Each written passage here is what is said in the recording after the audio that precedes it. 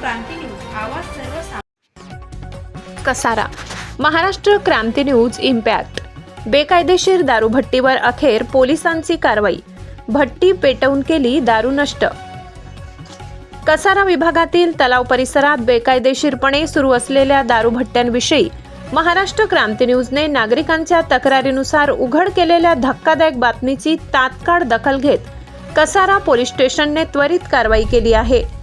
दारू तयार करण्यासाठी वापरली जाणारी भट्टी, साहित्य आणि लाकूड साठा यासह सर्व अवैध गोष्टी जप्त करून जागीच नष्ट करण्यात आल्या। पोलीस पथकाने घटनास्थळी जाऊन संपूर्ण भट्टी पेटवून दिली।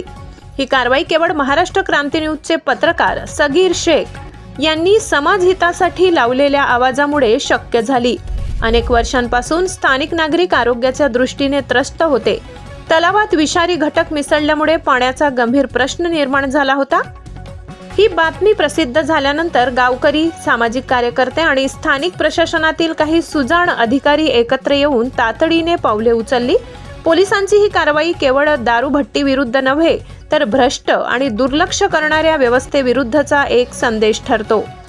महाराष्ट्र क्रांती न्यूज समाजासाठी लढत राहील हे या घटनेने पुन्हा एकदा सिद्ध केले आहे। महाराष्ट्र क्रांती न्यूज साठी प्रतिनिधी सगीर शेख खर्डी। नवनवीन बातम्या पाहण्यासाठी आमच्या महाराष्ट्र क्रांती न्यूज या YouTube चॅनलला लाईक करा, सबस्क्राईब करा आणि बेल आयकॉनला प्रेस करा।